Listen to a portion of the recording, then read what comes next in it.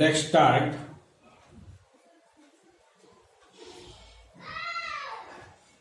પ્રકરણ 7 યામ ભૂમિતિ.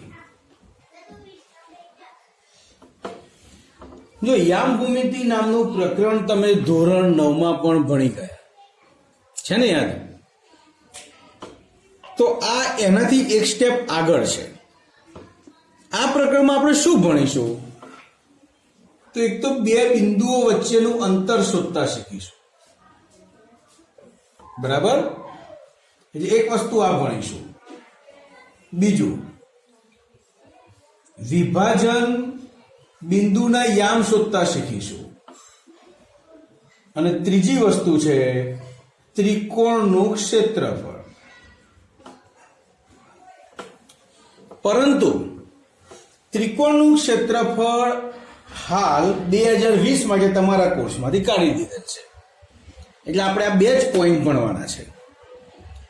જો સામાન્ય બુદ્ધિનો ઉપયોગ કરો તો ખરેખર 10 જ મિનિટમાં પ્રકરણ પતી જાય એવું છે.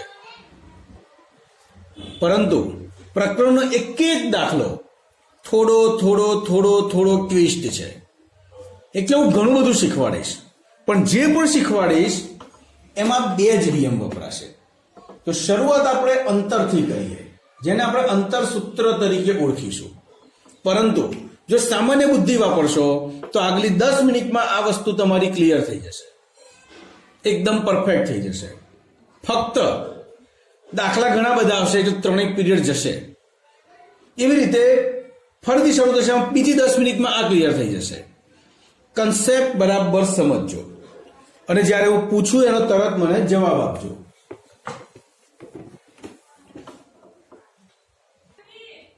ચલો બાળકો, બિંદુ એ ને સંગત છે 1 અને બિંદુ બી ને સંગત છે 4. તો એ થી બી નું અંતર જણાવો. જો બાળકો, એ થી બી નું અંતર થયું 3 એકમ, 1, 2 અને 3. પરંતુ આ રીતે દરેક વખતે શક્ય બનતું નથી. માટે એ થી બી નું અંતર, જુઓ, એ થી બી નું અંતર જેને સંકેતમાં આપણે એ બી તરીકે દર્શાવીશું અથવા ડિસ્ટન્સ ઓફ એ બી કહીશું. બરાબર? એ બી કહીશું અથવા ડિસ્ટન્સ ઓફ એ બી. એટલે આવું કયું હોય તોય વાંધો નહીં, આવું કયું હોય તોય વાંધો નહીં. એ તમને એમ કહેવામાં આવે કે એ બી શોધો, તો શું સમજવાનું? એ થી બી નું અંતર શોધો. અથવા એમ કીધું ડિસ્ટન્સ ઓફ એ બી એટલે એ થી બી બિંદુ વચ્ચેનું અંતર શોધો. બરાબર? હવે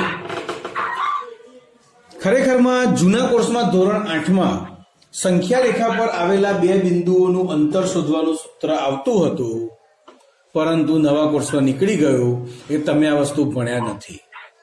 પણ હું તમને અહીંયા સમજાવું છું કે એ થી બી નું અંતર શોધવાનું કેવી રીતે. તો માનાંકમાં એ ને સંગત સંખ્યા માઇનસ બી ને સંગત સંખ્યા. બરાબર? તો એ ને સંગત સંખ્યા શું થાય? 1 માઇનસ બી ને સંગત સંખ્યા 4. 4 માંથી જાય તો 3, મોટી સંખ્યા નિશાની માઇનસ. આ માનાંકનો શું થયો? તો માનાંકમાં જો કોઈ સંખ્યા ઋણ હોય તો માનાંક છૂટતા તે ધન બની જાય, અને કોઈ સંખ્યા ધન હોય તો માનાંક છૂટતા તે સંખ્યા ધન જ રહે. બરાબર? ધન હોય તો ધન જ રહે અને ઋણ હોય તો ધન થઈ જાય. એટલે -3 માનાંકમાં છે, બહાર નીકળ્યું એટલે 3.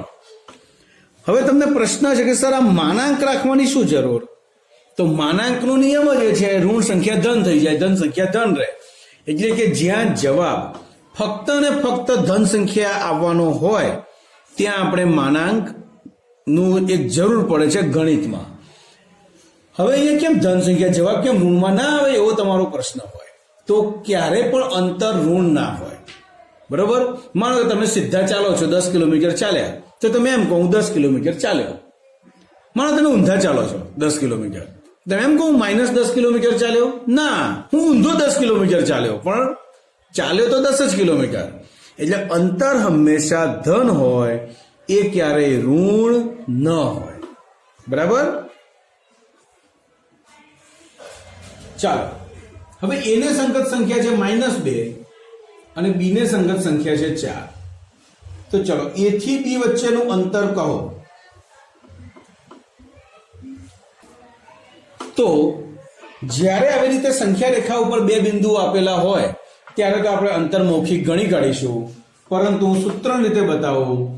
એ ને સંગત સંખ્યાને સ્મોલ એ કહીશું, બી ને સંગત સંખ્યાને સ્મોલ બી કહીશું. એ ની કિંમત -2 -4 એટલે કે માનાંકમાં -6, માનાંક છૂટતા 6. ઓકે, તો એ થી બી નું અંતર મળ્યું 6. હવે આટલું તમે લોકો જાણો છો, પણ હવે આપણે અંતર એક સમતલમાં દર્શાવવાનું છે. બરાબર? એટલે કે યામ ભૂમિતિની મદદથી આપણે અંતર દર્શાવવાનું છે. હવે યામ ભૂમિતિ શું એ સમજીએ. જુઓ, હમણાં જ આપણે જોઈએ સીધી રેખા જોઈ. સીધી રેખા એટલે સંખ્યા રેખા. હવે તમે ધોરણ 9માં 5મા ચેપ્ટરમાં ભણ્યા હતા કે ભૂમિતિના મુખ્ય 4 અંગો: બિંદુ, રેખા, સમતલ અને અવકાશ. તો બિંદુ વિશે તમે જાણો છો, રેખા જોયું. હવે સમતલ. સમતલમાં કોઈ પણ ચોક્કસ સ્થાને બે કે એક બિંદુ છે, તે બિંદુનું ચોક્કસ સ્થાન એ યામ ભૂમિતિની મદદથી જોઈ શકાય. આનો વ્યવહારિક ઉપયોગ તમે જાણો છો કે પૃથ્વી પર પણ આપણે કાલ્પનિક રેખાઓ અક્ષાંશવૃત્ત અને રેખાંશવૃત્ત દોરેલા છે. તો એ પણ શું થયું? યામ ભૂમિતિ જ થઈ એક પ્રકારની. બરાબર? તો એ જ વસ્તુ થઈ. અહીં આપણે બે અક્ષ છે. આડી લીટીને આપણે એક્સ અક્ષ કહીશું, ઊભી લીટીને આપણે વાય અક્ષ કહીશું. બંને અક્ષ એકબીજાને જ્યાં છેદે અને ઉગમ બિંદુ કહીશું. ઉગમ બિંદુને આપણે ઓ તરીકે દર્શાવીએ છીએ. ઉગમ બિંદુથી જેમ જેમ જમણી તરફ જઈશું તેમ તેમ ધન સંખ્યાઓ આવતી જશે. ઉગમ બિંદુથી જેમ જેમ ડાબી તરફ જઈશું તેમ તેમ ઋણ સંખ્યાઓ આવતી જશે. ઉગમ બિંદુથી જેમ ઉપર જઈશું તેમ ધન સંખ્યા આવશે. ઉગમ બિંદુથી જેમ નીચે આવીશું તેમ ઋણ સંખ્યા આવશે. ઓકે, હવે જેમ ઉગમ બિંદુથી જમણી તરફ x લખ્યું એમ ઉગમ બિંદુથી ડાબી તરફ આપણે x ડેશ લખીશું. ઉગમ બિંદુથી ઉપર y લખ્યું એમ ઉગમ બિંદુથી નીચે y ડેશ લખીશું. અહીં બંને અક્ષો મળીને સમતલનું 4 ભાગમાં વિભાજન કરે છે. આ ભાગને આપણે પ્રથમ ચરણ કહીશું. આ ભાગને આપણે દ્વિતીય ચરણ કહીશું. આ ભાગને આપણે તૃતીય ચરણ કહીશું. આ ભાગને આપણે ચતુર્થ ચરણ કહીશું.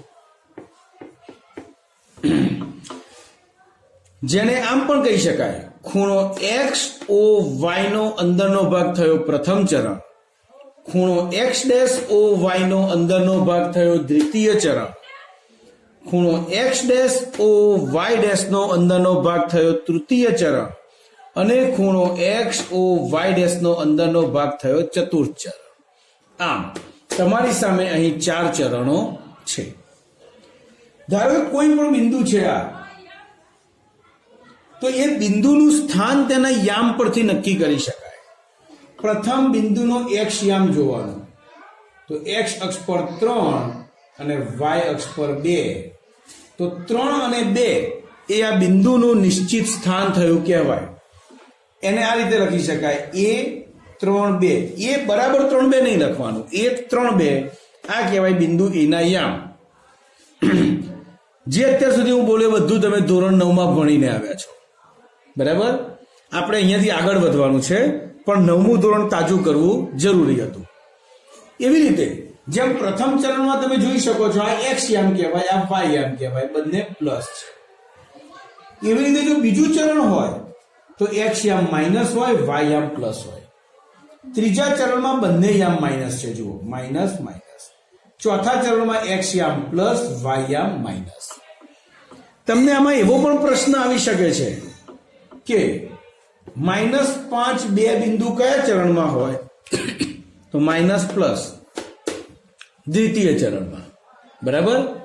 એવું પણ કે -5 બે બિંદુ ખાલી જગ્યા ખૂણાના અંદરના ભાગમાં છે, તો ખૂણો x'(O') એટલે વસ્તુને ફેરવીને જે મેં અત્યાર સુધી સમજાવ્યું એમાંથી કોઈ પણ પ્રશ્ન ગમે તે રીતે આવી શકે. હા સર. ઓકે, તો ચલો આટલો ખ્યાલ આવી ગયો. હા સર. હવે આપણે ભણવાનું છે કે એક જ સમતલમાં આવેલા બે બિંદુઓ વચ્ચેનું અંતર કેવી રીતે શોધીશું. જો એક જ રેખામાં હોય તો આપણને આવડી ગયા, પણ એક સમતલમાં હોય તો જુઓ અહીંયા. અત્યારે હું પ્રથમ ચરણ જ લઉં છું જેથી એ મોટું કરી શકાય, એટલે બાકીના 3 ચરણ જોવાની હાલ જરૂર નથી. માનો અહીંયા છે બિંદુ A, અહીંયા છે બિંદુ B. ઓકે, તો ચલો A થી B નું અંતર જણાવો. તો આપણે ધારીએ કે A ના યામ છે x1 y1, B ના યામ છે x2 y2, બરાબર. A ના યામ x1 y1, B ના યામ x2 y2. તો A થી B નું અંતર જણાવો. જુઓ પેમ્પલેટમાં રીત 1 બે બિંદુઓ વચ્ચેનું અંતર શોધવાની રીત 1 ની બાજુમાં એક નાનકડી ચોકડી કરી દો. એટલે આ રીત તૈયાર કરવાની નથી, ફક્ત તમારી જાણકારી માટે મેં આપેલ છે. તો ચાલો, એના યામ x1 y1 મતલબ x યામ x1 y યામ y1, એટલે એ પરથી આપણે x અક્ષ પર નીચે ઉતરીએ તો આ બિંદુ કયું હશે? x1. એટલે B પરથી નીચે ઉતરીએ તો આ બિંદુ હશે x2. ઓકે, એવી જ રીતે એ નો y યામ છે y1, એટલે y અક્ષ પરનું આ બિંદુ y1 અને y અક્ષ પરનું આ બિંદુ y2 કહી શકાય, બરાબર. આ બિંદુનું નામ આપી દઈએ mn, આનું નામ આપીએ m'(n'). ઓકે, હવે આપણે m થી n નું અંતર જુઓ. સંખ્યા રેખા ઉપર અંતર કેવી રીતે શોધવું એ તો મેં તમને સમજાવી દીધું હમણાં, ખબર છે ને. m થી n નું અંતર શું થયું? x1 - x2, ખ્યાલ જ છે. અને m'(n') નું અંતર y1 - y2. ઓકે, હવે આપણે એમાંથી હું રેખા BN પર લંબ રેખા દોરું છું, જેને C નામ આપ્યું. તો આ આખો કાટકોણ ત્રિકોણ થઈ ગયો. હવે જુઓ, MN અને AC નું માપ કેવું થશે? સરખું. તો MN બરાબર AC લખી શકાય, અને BC અને M'(n') નું માપ સરખું થશે, એટલે M'(n') બરાબર BC લખી શકાય, રાઈટ. હવે ત્રિકોણ ABC માં ખૂણો C કાટખૂણો છે, એટલે પાયથાગોરસ પ્રમાણે આવું થાય. AB² બરાબર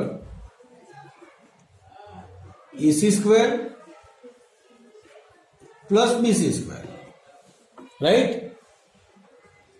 AC નો વર્ગ એટલે કે x1 - x2 નો વર્ગ પ્લસ y1 - y2 નો વર્ગ. હવે તમને એક સમજૂતી આપું. આપણે માનાંક કેમ કર્યો? કોઈ પણ સંખ્યા જ્યારે જવાબ ઋણમાં ન આવવાનો હોય ને પ્લસ જ આવવાનો હોય એ દર્શાવવા. તો વર્ગ પણ એવું જ છે. જુઓ, તમે 5 નો વર્ગ કરશો તો એ 25 થશે, અને -5 નો વર્ગ કરશો તો એ 25 થશે, બરાબર. એટલે ક્યારે પણ માઇનસની બેકી ઘાત કરો તો પ્લસ જ થાય. એટલે હવે તમે માનાંક નહીં કરતા, કૌંસ કરી દેશો તો ચાલશે, બરાબર. હવે AB² બરાબર આટલું થયું, તો આ સ્ક્વેર કાઢી કાઢવો છે, કારણ કે આપણે તો ડિસ્ટન્સ અંતર જોઈએ છે ને. તો AB² કાઢ્યો તો આ બાજુ વર્ગમૂળમાં x1 - x2 કૌંસનો વર્ગ પ્લસ y1 - y2 કૌંસનો વર્ગ. ઓકે, તો આ થઈ ગયું આપણું અંતર શોધવાનું સૂત્ર, જેને આપણે અંતર સૂત્ર તરીકે ઓળખીશું. કયા નામથી ઓળખીશું? અંતર સૂત્ર. જોઈ લો બાળકો બરાબર. તો બાળકો ફરી એકવાર આપણે જે હમણાં શીખ્યા એ અંતર સૂત્ર હતું. અંતર સૂત્ર એટલે કે બે બિંદુઓ વચ્ચેનું અંતર શોધવાનું સૂત્ર. સૂત્ર બરાબર તૈયાર કરી દેજો. બે બિંદુઓ વચ્ચેનું અંતર AB બરાબર x1 માઇનસ x2 નો વર્ગ પ્લસ y1 માઇનસ y2 નો વર્ગ. બરાબર. હવે જ્યારે દાખલો કરીએ તો વર્ગમૂળ છેક સુધી કરવું થોડુંક અઘરું પડે. તો એના માટે આપણે સરળતા ખાતર AB નહીં શોધતા AB નો સ્ક્વેર કરી દઈએ તો આ વર્ગમૂળ નીકળી જાય. તો x1 માઇનસ x2 કૌંસનો વર્ગ પ્લસ y1 માઇનસ y2 કૌંસનો વર્ગ. આવી રીતે પણ કામ કરી શકાય.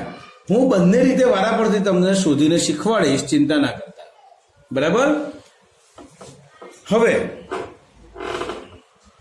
આનો ઉપયોગ કેવી રીતે કરવાનો એ આપણે સમજીએ. ઓકે, ચલો બાળકો, બહુ જ સરળ છે. એના યામ છે 2 4 અને બીના યામ છે -3 5. તો આ બંને બિંદુઓ વચ્ચેનું અંતર શોધો. તો આપણે x1 y1 ને x2 y2 ધારી લઈશું. પહેલા બિંદુને x1 y1 કહેવાય, બીજા બિંદુને x2 y2 કહેવાય. કોઈકને એવો પ્રશ્ન હોય, સર આને હું x1 y1 ન કહી શકું? તો કહી શકો. તમે આને x1 y1 કહો તો આને x2 y2 કહો, કઈ વાત નહીં. કોઈ એક પહેલું ને કોઈ એક બીજું, આટલું ધ્યાનમાં રાખજો. એટલે કે x1 2 y1 4, અહીં x2 -3 y2 5. બરાબર. હવે બે બિંદુઓ વચ્ચેનું અંતર એટલે AB બરાબર વર્ગમૂળ x1 માઇનસ x2 કૌંસનો વર્ગ પ્લસ y1 માઇનસ y2 કૌંસનો વર્ગ વર્ગમૂળમાં. હવે મોટો કૌંસ કરવાનો. જો x1 શું છે 2 માઇનસ x2 -3 એટલે -3 કૌંસમાં લખ્યા. બસ કિંમત જ મૂકવાની છે, અત્યંત સરળ છે. આખા કૌંસનો વર્ગ પ્લસ y1 4 માઇનસ y2 5 કૌંસનો વર્ગ 2 માઇનસ માઇનસ પ્લસ 3 કૌંસનો વર્ગ. 5 માંથી 4 જાય તો -1 નો વર્ગ. 3 ને 2 5 નો વર્ગ, -1 નો વર્ગ થશે 1, 5 નો વર્ગ 25 પ્લસ 1, 25 ને 1 26, એટલે વર્ગમૂળમાં 26 આવશે તમારો જવાબ. ઓકે, આ થયું બે બિંદુઓ વચ્ચેનું અંતર. દરેક બાળક ખૂબ જ ધ્યાનપૂર્વક જોઈ લે. આને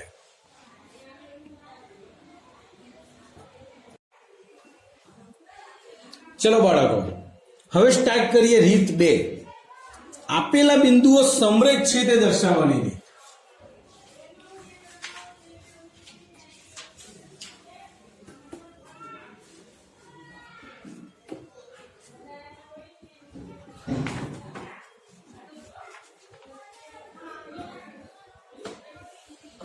જુઓ, હવે દરેકમાં કન્સેપ્ટ ક્લિયર કરજો. સમરેખ એટલે શું? તો એક જ રેખામાં આવેલા હોય તેવા બિંદુઓને સમરેખ બિંદુઓ કહેવાય.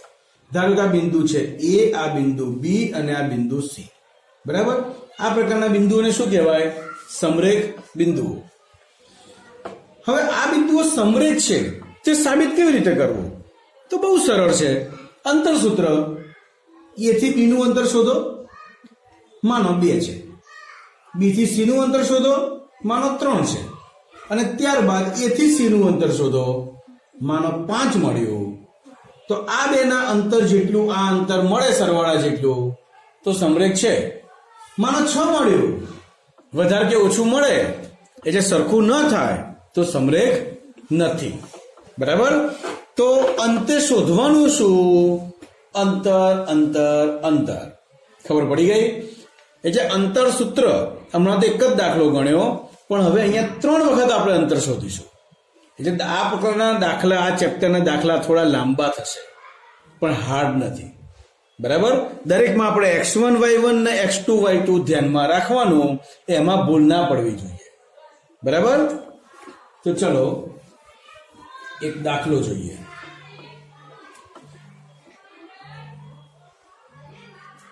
અંતર સૂત્રની મદદથી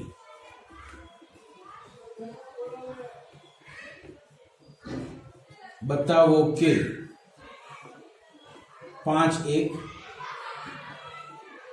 1 -1 અને 11 4 સમરેખ છે. એટલે અંતરસૂત્રની મદદથી આપણે ચેક કરવાનું છે કે આ ત્રણ બિંદુઓ સમરેખ છે. તો આને આપણે એ કહી દઈએ. એટલે આ રીતે લખીશું. જ્યારે નામ ન આપ્યું હોય ને તો જ્યારે આપણે નામ લખીએ તે ધારી લેવાનું. ધારો કે એ ના યામ છે 5 1, બી ના યામ 1 -1 અને સી 11 4 છે. બરાબર, ધારી લીધું. હવે આકૃતિ ખાલી આપણી સમજવા માટે છે. કયું વચ્ચે હશે આપણને ખબર નથી. જો હજુ કહું, આપણને એવી ખબર નથી કે એબીસી જ હોય, એસીબી પણ હોય અથવા બીએસસી પણ હોય, કંઈ પણ હોઈ શકે છે. બરાબર, એટલે કયું બિંદુ વચ્ચે છે આપણને ખબર નથી. એટલે આપણે વારાફરતી શોધીશું. પહેલા એબી. તો જુઓ, એબી બરાબર વર્ગમૂળમાં સૂત્ર મૂકીશું x1 - x2 કૌંસનો વર્ગ પ્લસ y1 - y2 કૌંસનો વર્ગ. જુઓ, હવે આપણે x1 y1 ને x2 y2 એવું ધાર્યું નથી, પણ આપણે સમજી લેવાનું x1 y1 x2 y2. હવે દાખલામાં બધું લખવાની જરૂર નથી, માટે આપણે કદાચ તકલીફ લાગતી હોય તો રફ કામમાં સાઈડમાં લખી રાખવાનું. બરાબર, એ જુઓ, x1 5 માઇનસ x2 1 કૌંસનો વર્ગ પ્લસ y1 1 માઇનસ -1 નો વર્ગ. 5 માંથી 1 જાય તો 4 નો વર્ગ પ્લસ 1 માઇનસ પ્લસ 1 નો વર્ગ. 4 નો વર્ગ થશે 16, 1 ને 1 થશે 2 નો વર્ગ. 16 વત્તા 2 નો વર્ગ થશે 4. 16 વત્તા 4 20. હવે જ્યારે પણ આવી મોટી સંખ્યા આવે તો એનું જેટલું વર્ગમૂળ નીકળતું હોય એટલું કાઢવાનું. આખું તો નહીં નીકળે, પણ 10 દુ 20, 5 દુ 10, 1 પંચા 5. તો 2 ગુણ્યા 2 4 થાય. તો 2 ગુણ્યા 2 નું વર્ગમૂળ 2 અને 5 એમના એમ એટલે વર્ગમૂળમાં 5. એટલે આવી રીતે વર્ગમૂળ કાઢી લેવાનું, તો જ દાખલો આગળ વિચારી શકાશે. નીકળતું હોય તો કાઢવાનું, ના નીકળતું પરાણે નહીં કાઢવાનું. એટલે વર્ગમૂળના વીસને શું કહી શકાય? 2 વર્ગમૂળમાં 5. બરાબર. તો આપણે જે એબી ની કિંમત મેળવી, બોર્ડ નાનું છે એટલે હું ભૂસીને બીજી કિંમતો મેળવીશ, પણ યાદ રહે એના માટે એબી ની કિંમત 2 વર્ગમૂળમાં 5 હું અહીંયા લખી રાખું છું. જેમ એબી શોધ્યું એમ હવે બીસી શોધીશું. વર્ગમૂળમાં પહેલા સૂત્ર મૂકીશું. તમારે દરેક વખતે સૂત્રનો ઉપયોગ કરવાનો, હું હવે નહીં કરું. સૂત્ર તમે બરાબર યાદ રાખી લેજો. અત્યારે જ ગોખી કાઢજો. x1 - x2 કૌંસનો વર્ગ પ્લસ y1 - y2 કૌંસનો વર્ગ આખાનું વર્ગમૂળ. તો ચલો હવે અહીંયા x1 y1 આ અને x2 y2 આ લઈશું. એટલે જુઓ, 1 - 11 કૌંસનો વર્ગ પ્લસ -1 - 4 કૌંસનો વર્ગ. 11 માંથી 1 જાય તો -10 નો વર્ગ, -4 - 1 -5 નો વર્ગ. સરખી નિશાની એટલે સરવાળો. -10 નો વર્ગ, માઇનસની બેકી ઘાત હંમેશા પ્લસ થાય. પ્લસ થઈ જશે 10 નો વર્ગ 100, 5 નો વર્ગ થશે 25. 100 અને 25 125. હવે મેં કીધું એમ 125 ના અવયવ પાડીએ. 25 પંચા 125, 5 25, 1 પંચા 5. 5 ગુણ્યા 5 એટલે 5 અને આ વર્ગમૂળમાં 5 એટલે 125 નું વર્ગમૂળ થયું 5 વર્ગમૂળમાં 5. બરાબર. તો આગળ કરવી એમ જે બીસી ની કિંમત મળી એ પણ ભૂસીને બીસી ની કિંમત 5 વર્ગમૂળમાં 5 હું અહીં લખી દઉં છું. તો પહેલા આપણે એબી શોધ્યું, હવે આપણે બીસી શોધ્યું, હવે આપણે એસી શોધીશું. તો ચલો એસી બરાબર, હવે મેં આગળ કહ્યું એમ કે આપણે સૂત્ર મૂકતા હતા વર્ગમૂળમાં x1 માઇનસ x2 કૌંસનો વર્ગ પ્લસ y1 માઇનસ y2 કૌંસનો વર્ગ, પરંતુ દરેકમાં વર્ગમૂળ ન કરવું પડે એના માટે ડાયરેક્ટ આપણે એસી સ્ક્વેર કરીએ તો સીધું કામ થાય. બરાબર? એટલે પેલું વર્ગમૂળ ન મૂકવું પડે, ચાલે. તો હવે હું એક દાખલો આ રીતે શીખવાડું છું. છેલ્લે તો એસી મળવાનું છે. જુઓ, એસી સ્ક્વેર બરાબર સૂત્ર આ રીતે મૂકીશું. હવે x1 તો અહીં એસી છે એટલે x1 y1 x2 y2. બસ આ જ ભૂલ ના થાય જોવાનું. કદાચ આની જગ્યાએ ભૂલથી આના આમ લખી કાઢ્યા તો ભૂલ. બરાબર? આ ભૂલ ન થાય એ ધ્યાન રાખજો. બીજું x1 x2 y1 y2, પછી એમ ના સમજતા x1 x2 y1 y2 એવી ભૂલ થાય છે. આ બે ભૂલ ના થાય, બાકી ચેપ્ટરમાં ન આવડવા જેવું કશું જ નથી. જો તમે 6 સુધી ભણ કરશો ને, જો આગલા 2 પીરિયડ સુધી તમે એકનું એક જ અંતર સૂત્ર જ કરીશું, બીજું કશું જ નથી અંદર નવું. તો x1 5 માઇનસ 11 કૌંસનો વર્ગ. સર હા પેલું હા ઓપ્શન આવ્યું છે. હા ઓકે ઓકે. હા 5 માઇનસ 11 કૌંસનો વર્ગ પ્લસ 1 માઇનસ 4 કૌંસનો વર્ગ. 11 માંથી 5 જાય તો માઇનસ 6 નો વર્ગ, 4 માંથી 3 જાય તો માઇનસ 3 નો વર્ગ. માઇનસ 6 નો વર્ગ થશે 36, માઇનસ 3 નો વર્ગ થશે 9, 36 ને 9 45. હવે જુઓ, એસી સ્ક્વેર બરાબર આ બધું મળ્યું. તો એસી બરાબર વર્ગમૂળમાં 45. બરાબર? એટલે આ રીતે છેલ્લે વર્ગમૂળ. ટૂંકમાં ફરક એટલો, પેલું દર વખતે પેલું વર્ગમૂળની લીટીઓ કરવાની તમારી મહેનત ઓછી થઈ જાય. બાકી એસી શોધો કે એસી સ્ક્વેર શોધો, કોઈ ફરક પડવાનો નથી. દરેક સર પોતપોતાની રીતે ગણાવતા હોઈએ. મેં તમને બંને રીતે સમજાવી દીધું. પણ ઘણા સર એવું હોઈએ સરળતા માટે આ વાપરતા હોઈએ. હવે તમને એમ થાય પેલું ના અલગ અલગ કેમ? અલગ અલગ નથી, એક જ વસ્તુ છે. હવે જો 45 નું વર્ગમૂળ, 15 તારી 45, 5 તારી 15, 1 પંચા 5, 3 ગુણ્યા 3 એનું વર્ગમૂળ થયું 3 અને 5 એમના એમ જ. ઓકે? તો આપણે અહીં કિંમત મૂકીશું એસી ની. તો એસી બરાબર શું મળ્યું? 3 વર્ગમૂળમાં 5. ઓકે? જો દાખલો લાંબો છે, આમ 3 કિંમત મળ્યા બાદ હવે શું કરવાનું? તો હવે બે નાની કિંમતો લેવાની. કઈ બે કિંમત નાની છે? એબી અને એસી. તો એબી પ્લસ એસી. એબી છે 2 વર્ગમૂળમાં 5 પ્લસ એસી છે 3 વર્ગમૂળમાં 5. 2 વર્ગમૂળમાં 5 ને 3 વર્ગમૂળમાં 5, ટોટલ થયું 5 વર્ગમૂળમાં 5. એટલે કે બે નાની કિંમતનો સરવાળો મોટી કિંમત બરાબર થતો હોય એવું જરૂરી નથી કે મોટી કિંમત વચ્ચે જ આવે, ગમે તે આવે. એ આપણે નક્કી જોવાનું. બરાબર? 5 વર્ગમૂળમાં 5 શું છે? બીસી. માટે અહીં થઈ ગયું એબી પ્લસ એસી બરાબર બીસી. હવે આપણે રફ આકૃતિ દોરીએ તો બીસી જે સૌથી મોટું છે આજુબાજુ લઈ લો તો એ વચ્ચે આવ્યું. બરાબર? અને જ્યારે આ થઈ જાય તો છેલ્લે એમ લખાય માટે B dash A dash C છે, માટે આપેલ બિંદુઓ સમરેખ છે. જગ્યાના ભાવો નથી લખતો પણ એટલું લખી દો, આપેલ બિંદુઓ સમરેખ છે. અને જો ન થાય તો સમરેખ નથી. ચોપડીમાં આવો એક દાખલો છે, એમાં સમરેખ નહીં થાય, પણ તમે આવું સાબિત કરીને લખવું પડશે. ઘણી વખત પ્રશ્ન એમ પણ પૂછે કયું બિંદુ બાકીના બેની વચ્ચે છે? સ્પષ્ટ દેખાય છે. કયું બિંદુ વચ્ચે છે? એ. આ B dash A dash C નો મતલબ જ એ કે એ વચ્ચે છે બી અને સી. બરાબર?